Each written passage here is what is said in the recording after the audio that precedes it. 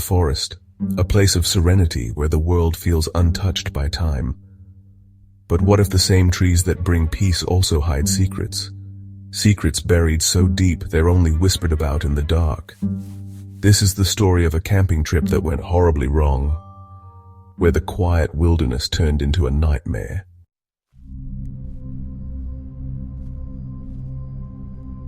It started like any other adventure.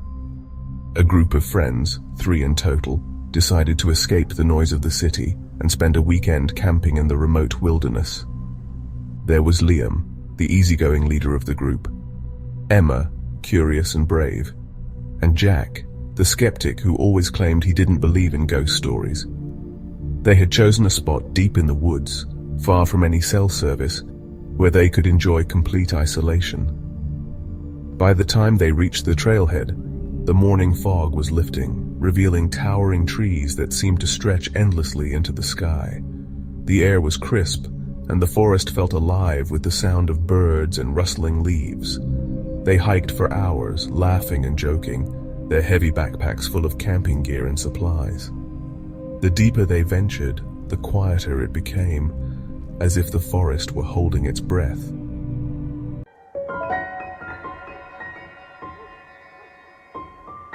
They finally found the perfect spot, a small clearing next to a creek, with soft moss underfoot and just enough sunlight breaking through the canopy. They set up their tents, gathered firewood, and prepared for a night of stargazing and storytelling. By the time the sun began to set, they had built a roaring campfire, its light flickering against the encroaching darkness.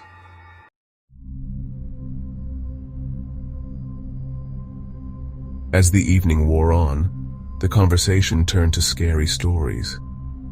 Emma began recounting an old legend she had read online, a tale about the Watchers, mysterious beings said to inhabit remote forests. According to the legend, they were ancient spirits, neither alive nor dead, who watched over the woods and punished those who trespassed too deeply. They're just stories. People make them up to keep kids from wandering off. But Liam, staring into the flames, seemed unsettled. My grandfather used to tell me about the Watchers. He always said, you should never disrespect the forest, or the things that live in it.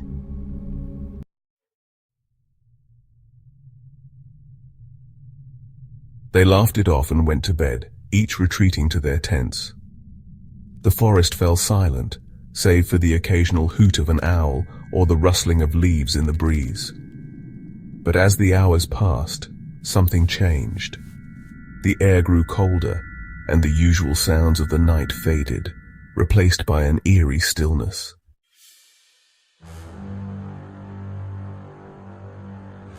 Liam opened his eyes, his heart pounding. He sat up, straining to hear. At first, he thought it was just an animal, but then he heard it again. The distinct sound of footsteps, slow and deliberate, circling the campsite. He unzipped his tent just enough to peek out, his flashlight cutting through the darkness. There was nothing there.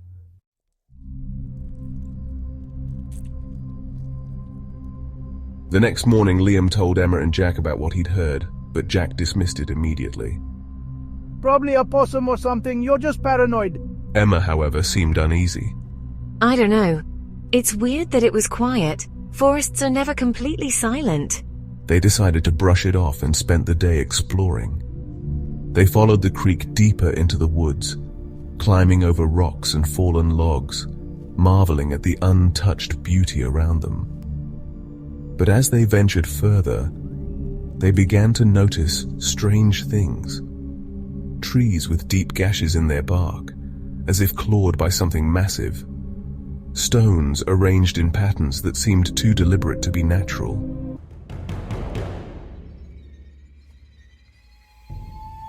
What do you think this means? Emma asked, running her fingers over the carvings. I don't know, but it doesn't look random. It's probably just teenagers messing around. Though he didn't sound convinced.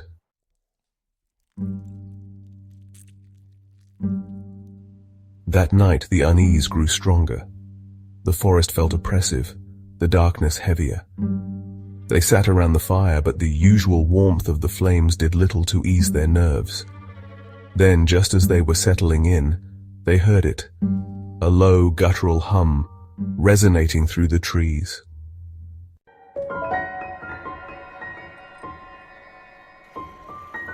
Emma whispered, her voice trembling. No one had an answer.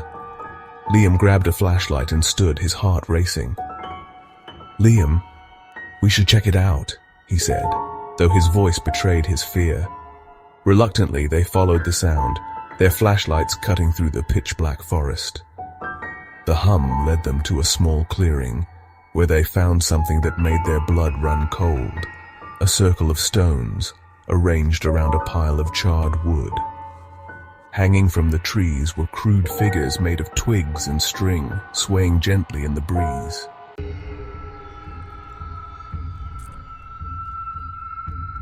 But as they turned to head back, they realized they were no longer alone. Standing at the edge of the clearing, just beyond the reach of their lights, were figures. Dozens of them, tall and gaunt, their faces obscured by shadows. When they reached the campsite, they grabbed their gear in a frenzy, shoving everything into their backpacks. The figures didn't follow them into the clearing, but they could feel their presence, watching from the trees. "Liam, let's go!"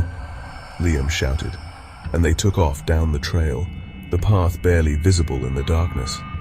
But the forest seemed to twist and shift around them. No matter how far they ran, they couldn't find their way back to the car.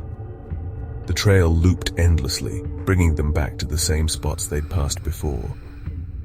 Exhausted and terrified, they finally stopped, collapsing onto the ground. "Jack, why is this happening?" Jack cried, his bravado shattered.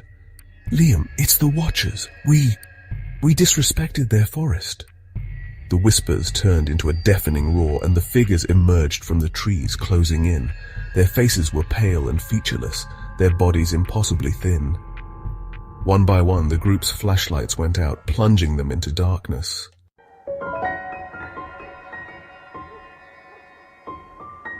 The next morning, hikers found the campsite abandoned, the tents still standing but no trace of the group. The only sign of their presence was the strange circle of stones and the twig figures now scattered across the clearing. To this day, no one knows what happened to Liam, Emma, and Jack. The forest remains silent and watchful, holding its secrets close.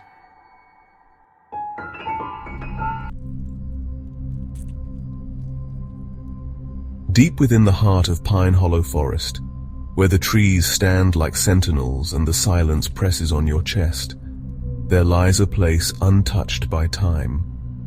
Few dare to camp there, but those who do often leave with stories, if they leave at all.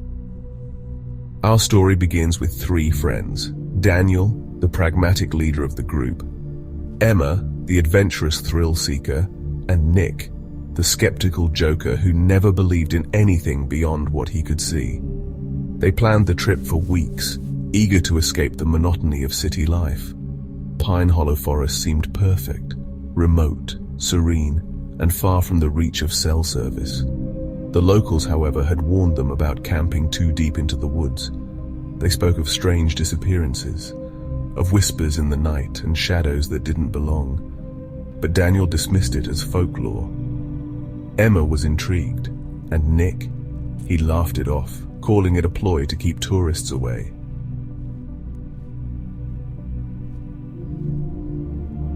The trio hiked for hours, marveling at the towering pines and the occasional glimpse of wildlife. As the sun began to sink behind the horizon, they found the perfect clearing. It was a small patch of land surrounded by trees, with just enough space for their tents and a campfire.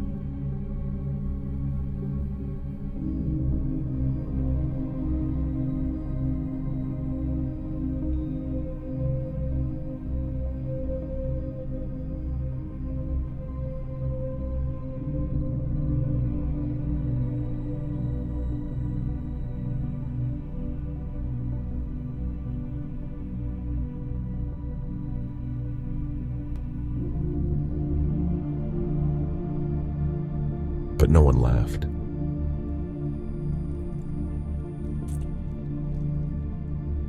The second sign came shortly after.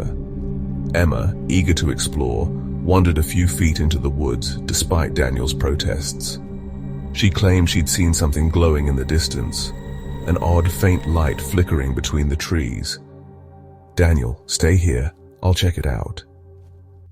But as he stepped into the trees, the light disappeared. He swung the beam of his flashlight in every direction, but there was nothing, just the oppressive darkness and the sense that he was being watched. "Emma, I swear I saw it. It was like a lantern, but dimmer, and it moved, like someone was carrying it. Nick, or maybe you imagined it. These woods mess with your head." But Daniel wasn't so sure.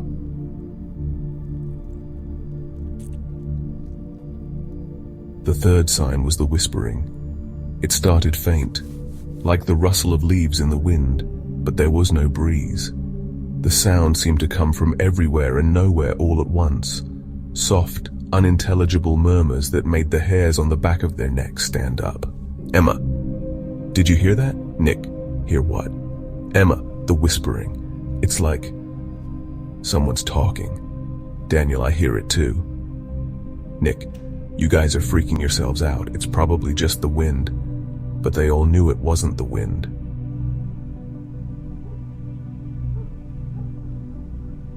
The final sign came just before midnight.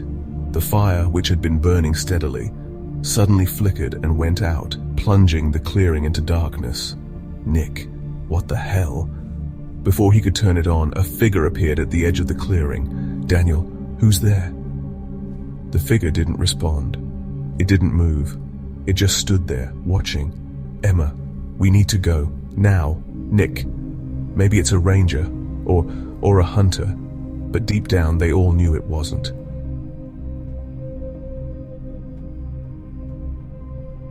They didn't bother with the tents or the firewood, leaving everything behind as they stumbled back toward the trail. But the forest seemed different now, darker, more twisted. The path they had taken earlier was gone, replaced by a maze of trees that looked identical in every direction. "Emma, what's happening? We've been this way before." "Daniel, it's the forest. It's messing with us." "Nick, did you see that?" "Daniel, what?" "Nick, there, between the trees." Something moved. They all froze, their breaths shallow. The whispers grew louder, almost chanting now, and the figures began to appear, dozens of them, all identical, standing in the distance. The friends ran.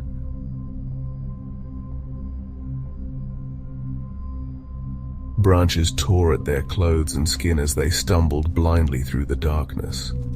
The whispers became deafening, and the forest seemed alive, twisting and shifting to trap them. One by one, the figures appeared closer, their faceless heads turning in unison to watch the fleeing trio. Nick was the first to fall. He tripped on a root, and before the others could help him, the figures closed in. His screams were cut short, leaving only the whispers behind. "Emma, we're not getting out of here, are we?" Daniel didn't answer. He couldn't. When Emma tripped, Daniel stopped, turning back to help her. But as he reached for her hand, a figure emerged from the shadows, towering over her. "Emma, run, go." Daniel hesitated, his heart breaking, but the look in her eyes told him there was no choice.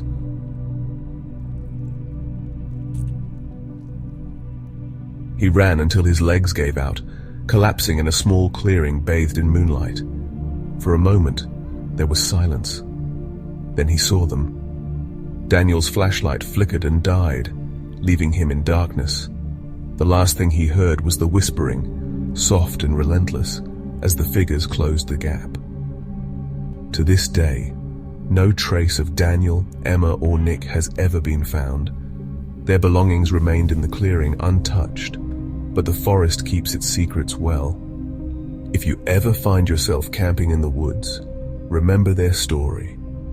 The forest is alive, and it's always watching.